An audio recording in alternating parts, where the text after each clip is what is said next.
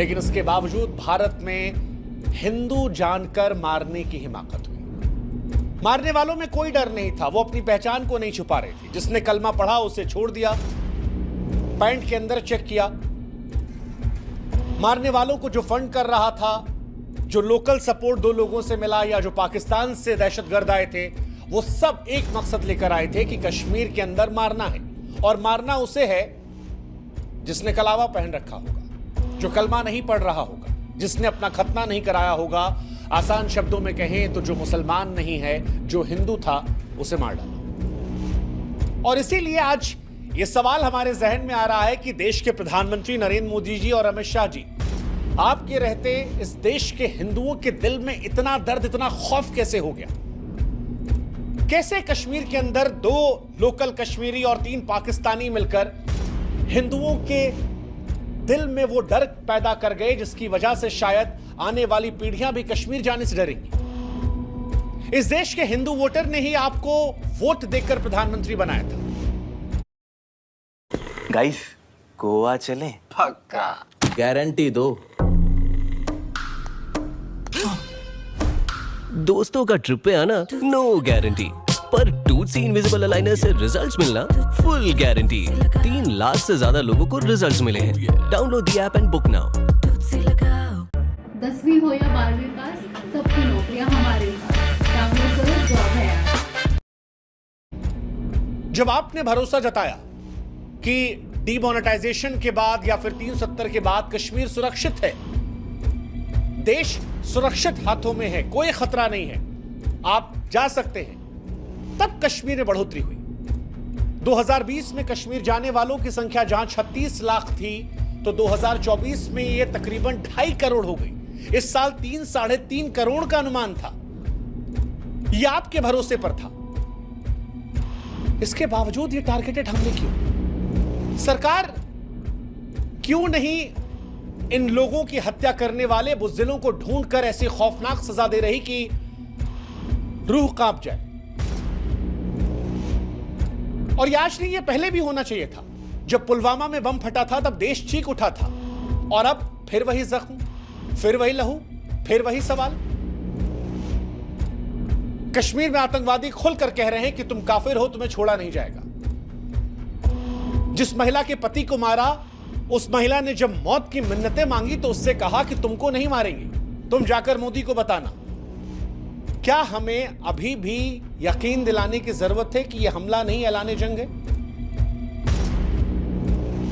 Hamas में ऐसा हुआ था कि ढूंढ ढूंढ कर लोगों को मारा गया था, लेकिन जो हिम्मत इजराइल ने दिखाई थी, क्या वो हम नहीं दिखाएंगे?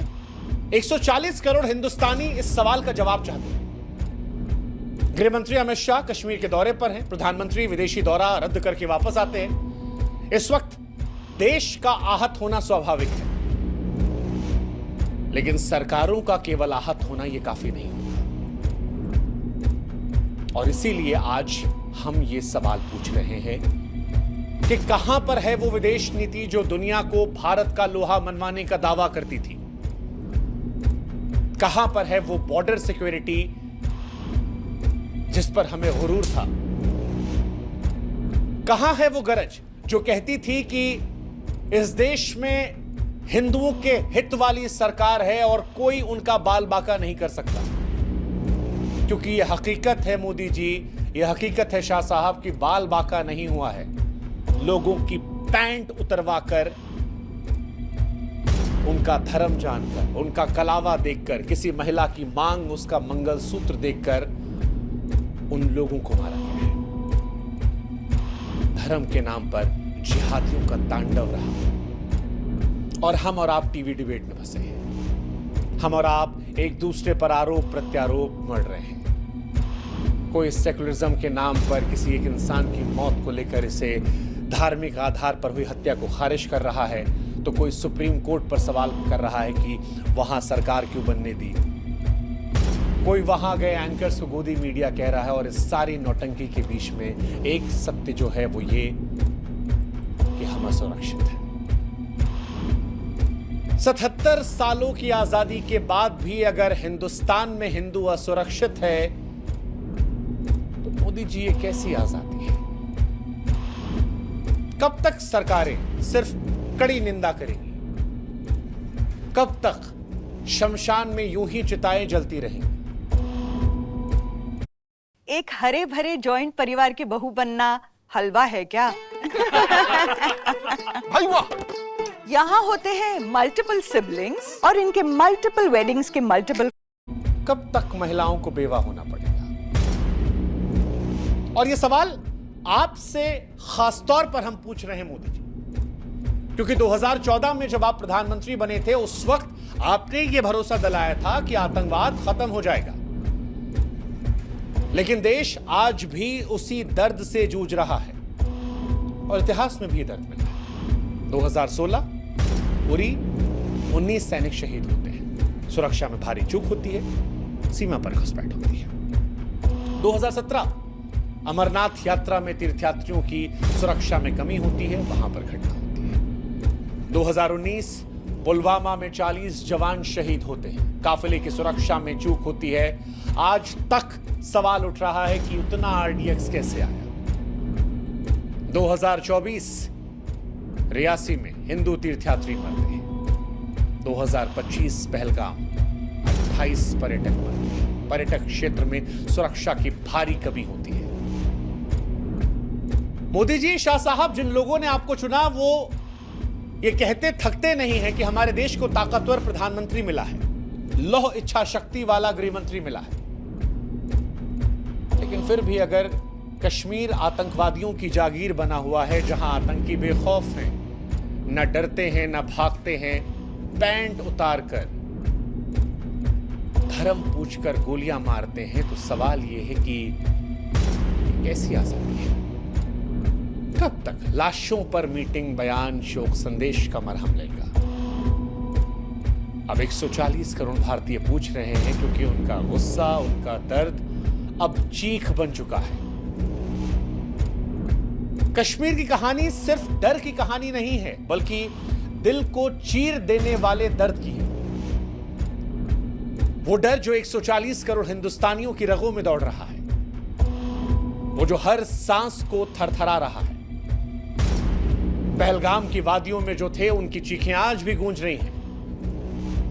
जिन्होंने अपनों की लाशों को देखा, उसके दिल उस मंजर को याद करके कांप रहे हैं। जो वहां से भाग निकले, वो हर आहट पर सिहर उठते हैं। भारतीय सेना की वर्दी देखकर वो कांप जा रहे हैं। वो तस्वीरें डराने वाली हैं। हम जैसे जो कुछ दिनों पहले कश्मीर से लौटे हैं, वो सोचकर थरथरा रहे हैं कि हम भी वहां हो सकते थे। कश्मीर जाने वालों के दिल में अब एक ही सवाल है कि अगर हम गए होते या जाएं, तो क्या अब हमारी बारी तो नहीं होगी? यह डर सिर्फ कश्मीर का नहीं है, पूरे हिंदुस्तान का है। हर हिंदुस्तानी के दिल में एक ही सवाल चीख रहा है कि हिंदुस्तान के अंदर हिंदुओं को इतना दर्द, इतना खौफ क्यों है? जब सरकार सुरक्षित भारत का ढोल पीट रही है, तो पहलगाम में आतंकी हिंदुओं को क्यों चुन चुनकर मार रहे हैं? सबसे एक्साइटिंग बात बताऊं, आपको ये लोन एक बारी में लेने की जरूरत नहीं। आप ये 10 लाख तक पूरा लेना चाहते हो या अपनी जरूरत। ये खौफ, ये दर्द हर उस इंसान के सीने में समा गया है जो ये खबर सुन रहा है, सोच रहा है, और उसके मन में सिर्फ एक ही सवाल है कि जब ये हमारा देश है, हमारा घर है, हमारा कश्मीर है, तो फिर इस कश्मीर में हम ही क्यों मारे जा रहे हैं? कश्मीर में कभी गिरजा टिक्कू को बेरहमी से गैंगरेप किया गया था। जिंदा रहते हुए उसे 2 टुकड़ों में आरी से चीर दिया गया था। उन हैवानों में हमने सुना था कि उसके पड़ोसी थे जिन्हें वो भाई मानती थी। ये कहानियां हमने सुनी थी, लेकिन आज कश्मीर का दर्द हम अपनी आंखों से देख रहे हैं, और वो दर्द परेशान करने वाला है। जैसे ये तस्वीर, कश्मीर के खूबसूरती के बीच पड़ी सेकुलरिज्म की लाश। ये वीडियो जहां पर एक मां गिड़गिड़ा रही है कि मेरे बच्चों को मत मारो। फौजी समझा रहा है कि माई, मैं तो भारतीय फौज का हूं, लेकिन मां की चीखें थमने का नाम नहीं ले रही, क्योंकि उसने जो कुछ देखा, वो दर्द, वो खौफ, वो मंजर वो भूल नहीं पाएगी। वो उसके सीने में समा गया है। अब ये वीडियो देखिए। 26 साल के नेवी ऑफिसर लेफ्टिनेंट विनय नरवाल की अंतिम यात्रा। शादी के सिर्फ 6 दिन बाद कश्मीर हनीमून के लिए गए थे। आतंकवादियों ने उनकी सांसें छीनी। ये सिर्फ हिंदुओं की लाशें नहीं थी, ये धर्मनिरपेक्षता की चीखें थी। उनका आखिरी वीडियो लोगों की आंखों को नम कर दे रहा है। गुस्सा आ रहा है, नफरत हो रही है। और ये एक कहानी नहीं, ऐसी अनगिनत कहानियां हैं। शुभम द्विवेदी, 16 अप्रैल को शादी हुई थी। कश्मीर की जन्नत में हनीमून मनाने गए थे, लेकिन जहन्नुम से आए मजहबी आतंकवादियों ने इनकी पत्नी के मेहंदी के रंग फीके पड़ने से पहले उसकी मांग को उजाड़ दिया। और इस बार ये लड़ाई हिंदू मुसलमान की नहीं थी। इस देश में जब कभी हिंदू मुसलमान का चर्चा आता है तो आरोप प्रत्यारोप एक दूसरे की तरफ होते हैं, लेकिन इस बार कुछ ऐसा नहीं था। पहलगाम में ना रामनवमी की शोभा यात्रा थी, ना कोई जय श्री राम के नारे लगा रहा था, ना किसी मस्जिद के सामने कोई नाच रहा था, लेकिन इसके बावजूद पहचान पूछकर हत्या हुई है। ना जाति पूछी गई, ना पता पूछा गया, ना भाषा पूछी गई, सिर्फ एक सवाल था, तुम हिंदू? अफसोस है, और वैसे ही जैसे एक दुखद सच जो अफसोसजनक है। हमारे पड़ोसी पाकिस्तान, जहां से आतंकवादी हिंदुस्तान आए थे, 5 आतंकवादियों का जिक्र हो रहा है, जिसमें 2 कश्मीरी, 3 पाकिस्तानी थे। लेकिन पाकिस्तान में जब कभी कश्मीर का जिक्र होता है तो समूचा पाकिस्तान एकजुट हो जाता है, लेकिन हमारे हिंदुस्तान में हम बढ़ जाते हैं अलग अलग। बीजेपी, कांग्रेस, सपा, बसपा, आम आदमी, नेशनल कॉन्फ्रेंस, पीडीपी, और यही हमारी सबसे बड़ी कमी है। कश्मीर का सारा पैसा होटल, गाइड, टूर ऑपरेटर्स, इन सब में जाता है। टीवी पर प्रचार देखते थे हम, कश्मीर सुरक्षित है। मीडिया बढ़ा चढ़ा कर दिखा रही थी, सरकार भी चाह रही थी कि दुनिया में दिखाया जाए कश्मीर में सब नॉर्मल हो गया है, लेकिन ये नॉर्मलसी का ढोंग हमारे लिए महंगा पड़ गया। इसलिए आज बड़े अफसोस के साथ हमें लोगों से कहना पड़ रहा है कि ये हमारी जमीन है, हमें जाना भी चाहिए। खतरा भी हर जगह होता है, लेकिन कश्मीर अगर आप जा रहे हैं तो फिर सोच समझ कर जाइएगा और अपनी जान हथेली पर लेकर जाइएगा। फैसला आपका है, लेकिन आंखें खुली रखिएगा, वरना अगली तस्वीर आपकी भी हो सकती है। और ये सच्चाई है, अब स्वीकार करना पड़ेगा, स्वीकार करना पड़ेगा। हालांकि कश्मीर का दर्द सिर्फ वहां का नहीं है, पूरे हिंदुस्तान का है। और ऐसा नहीं कि सारे कश्मीरी गलत है, कश्मीरी भी परेशान हैं, उनकी भी रोजी रोटी छीन रही है।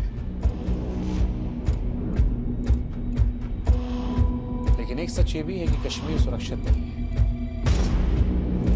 और रोजी रोटी से बढ़कर जिंदगी है।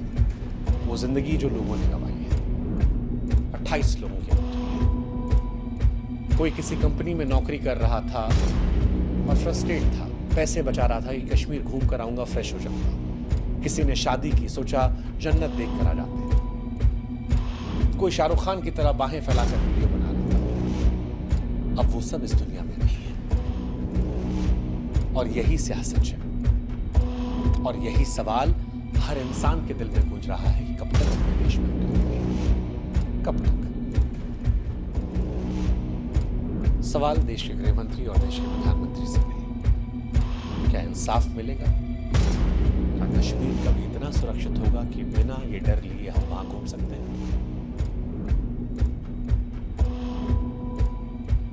और सवाल ये कि हिंदुस्तान में हिंदुओं की जान कब तक बंगाल से लेकर कश्मीर तक असुरक्षित रहेगी? सोचिएगा जरा। जय हिंद, जय भारत।